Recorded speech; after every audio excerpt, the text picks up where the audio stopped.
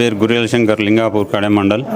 మేము 2 సంవత్సరాల క్రితం మలేషియా పోయి అక్కడ అనుకోని సంఘటనల వల్ల పోలీసు వాళ్ళు అరెస్ట్ చేయడం జరిగింది. 6 నెలలు జైలు ఉన్నాం. మేము అక్కడ ఇరుక్కపోయినాక మా ఫ్యామిలీకి చెప్పినాం, గిట్ల పరిస్థితి ఇట్లా అయిపోయిందని చెప్పి మా పక్క వాళ్ళు వీళ్ళకి చెప్తే మా భార్య పిల్లలు చాలామంది దగ్గరికి తిరిగినారు, చాలామందిని చేసారు ఇప్పుడున్న ప్రజెంట్ లీడర్ల దగ్గరికి. కానీ ఏ ఒక్క లీడర్ స్పందించలేడు, మాట్లాడలేడు, ఏది మాత్రం వెళ్ళిపోయలేడు.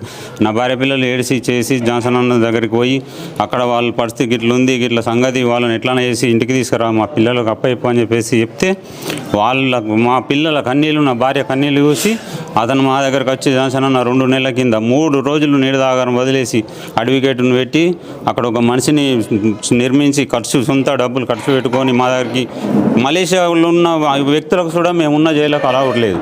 అక్కడ ఉన్న జైలు అంత కఠినమైన జైలు. అలాంటి జైళ్లకు జాన్సన్ అన్న లోపలికి వచ్చి మా దగ్గర అర్ధగంట కూర్చుండి మా బాధలు మొత్తం మేము చెప్పినాయని విని చేసి, మీరు టెన్షన్ పడకూరి, నేనున్నా మీకోసం, ఎంత డబ్బు ఖర్చు అయినా కానీ మిమ్మల్ని తీసుకుపోయి మీ పిల్లలకు మీ భార్యకు అప్పయిపోయే బాధ్యత నాది, మీరు టెన్షన్ పడకూరి, కొద్దిగా తినుకుంటా మీరు మంచిగా ఉండూరి, మరీ దారుణం అయినరు, ఎట్టి పర్సలు మిమ్మల్ని తీసుకుపోతా అని మాట ఇచ్చిండు. 4 రోజులు వెనకన్నా ముందో తీసుకుపోతా, టెన్షన్ పడకూరు అని చెప్పిండు.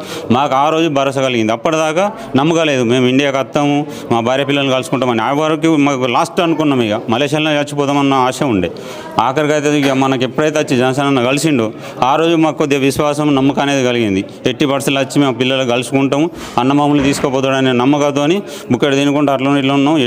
అటు చేసి మళ్ళీ 2 నెలల తర్వాత మొన్న వచ్చి ఇంత తగినంత రాత్రి పగలు అనకుండా కష్టపడి తిరిగి అతను సొంత డబ్బులు ఖర్చు పెట్టుకొని మళ్ళీ అడవిగడితో మాట్లాడి మమ్మల్ని బయటకు తీసి 4 రోజులు కూర్చొని తినబెట్టి మమ్మల్ని అన్ని రకాల పేపర్లు తయారు చేసి, ఎంఎస్సీ నుంచి పాస్పోర్ట్లు, అవుట్ పాస్పోర్ట్, ఇమిగ్రేషన్ పనులు, టోటల్ పనులు కంప్లీట్ చేయించి ఎలాంటి మాకు టెన్షన్ లేకుండా అతను ఇంబటి ఉండి చెమటాలు అడుపుకొని నాదిరి పగలు నిడద లేకుండా 3 రోజులు సరైన అన్నం తినలేడు, నిడదపోలేడు మా కోసం.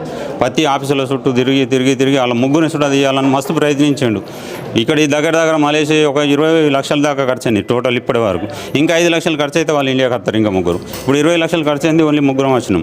ఇంకా 5 లక్షలు అవుతుందా 10 లక్షలు అవుతుందా కన్ఫర్మ్ లేదు, అయినా కానీ ఇంకా ప్రయత్నాలు నడుతూనే ఉన్నాయి. అడవిగట్టు తిరుగుతుంది, అక్కడ ఉన్న మనిషి తిరుగుతుండు, వాళ్ళ కోసం చాలా ప్రయత్నాలు అవుతున్నాయి. వాళ్ళని 6గురిని తీసుకురావాలని అన్నకు చాలా కోరిక ఉండే. కేటీఆర్ సారు సూర్యసేనల వరకు ఇద్దరు కలిసి మాకు జీవితాంతకాలం యాజమారం, వీళ్ళిద్దరి కోసం మేము సాధ్యమైన మటుకు మేము బతుకున్నంతకాలం మా పిల్లలు మేము రుణపడి ఉంటాం, వాళ్ళ కోసం పని చేస్తాం, వాళ్ళ కోసం ఇది చేస్తాం. ఏ విషయంలో అయినా వెనకాడేది లేదు. కేటీఆర్ అన్న, జాన్సన్ అన్న ఎవడన్నా ఏమన్నా ఉన్నా కానీ మేము మూకుండేది లేదు, దేనికైనా సిద్ధం అవుతాం. మాకు ఇప్పటి వరకు జీవితాంతకాలం మా మీద ఆశ లేకుండే మేము ఇంటికి వస్తామని. ఈరోజు జాన్సన్ అన్న సార్ దయ వల్ల, అన్న దయ వల్ల, కేటీఆర్ సార్ దయ వల్ల నా భార్య పిల్లలకు కలుసుకున్న సంతోషం. నాకు జీవితాంతకాలం అన్నకు నేను రుణపడి ఉంటా, కేసీఆర్ సార్కు, కేటీఆర్ సార్కు అందరికీ జీవితాంతకాలం నేను సేవ చేసుకుంటా. చాలా రూపాయలు ఖర్చు పెట్టిండు, ఆయన సొంత డబ్బులు ఎక్కడ చూడ వెనకాలేడు. చెప్పిండు, నీ పిల్లలకు నీ భార్యకు నేను మాట ఇచ్చినా ఎన్ని లక్షలు ఖర్చు అయితే ఆయన ముఖ్యం కాదు, మిమ్మల్ని ఇండియాకి తీసుకుపోయి మీ ఫ్యామిలీకి అప్పయ్యే బాధ్యత నాదని ఏ రోజైతే మాట ఇచ్చిండో ఇప్పటి వరకు కూడా డబ్బు విషయంలో వెనకాలి. ఆడికి వచ్చిన రోజు కూడా అన్నాడు, పోలీసు వాళ్ళకు, ఆఫీసర్లకు, అక్కడ ఉన్న ఏజెంట్కు, అడ్వకేట్కు ఎంత డబ్బు అయినా సరే ఖర్చు కానీ బాధలేదు, వీళ్ళని ఇండియాకి తీసుకుపోవాలా, వీళ్ళ ఫ్యామిలీకి అప్పయిపోవాలా. వీళ్ళ భార్య పిల్లలు ఏడుపులు దుఃఖం చూడలేక, మా దుఃఖం చూడలేక అన్న చూడ ఏడ్చిండు మాతో. ఆ రోజు అక్కడ జైల్లో కూడా అన్న కూడా పోలీసు వాళ్ళు షాక్ అయ్యారు, జైలర్లు కూడా షాక్ అయ్యారు. అన్న ఏడుపు చూడలేక అన్న కళ్ళకి వెళ్ళి నీళ్ళు వచ్చినాయి.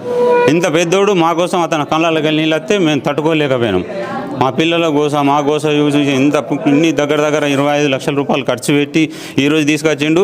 ఇప్పుడున్న ప్రజెంట్లు ఉన్న రాజకీయ నాయకులు వాళ్ళ స్వార్థం కోసం వాడుకున్నాడు. మేము ఇది చేసినాం, మేము అది చేసినామని దొంగ పేపర్లు, దొంగ సంతకాలు పెట్టి మీడియాలకు ఇచ్చుకున్నాడు, పేపర్లకు ఇచ్చుకున్నాడు తప్ప ఏ ఒక ఉపయోగం లేదు. ఇప్పుడు ఉన్న వాళ్ళంతా అంత దొంగతనాల వల్ల అంత దొంగ రాజకీయాలు, ఇది చేసాడు తప్ప ఎదుటోడికి వెళ్ళి చేసే రకం కాదు. వీళ్ళని ఒకళ్ళని చేసేటోళ్ళను చేయకుండా వీళ్ళని అనగదొక్కడానికి వాళ్ళు ప్రయత్నాలు చేసి మాకు హెల్ప్ చేసేటోళ్ళను ఇది చేసుడు. మధ్యలో అన్న కొద్దిగా స్లో అవ్వడానికి కారణం కూడా వీళ్ళు దొంగతనాల పేపర్లకు ఇచ్చుకొని అన్నను స్లో చేశారు. లేకపోతే ఇంకా 2 నెలల ముందే మమ్మల్ని అన్న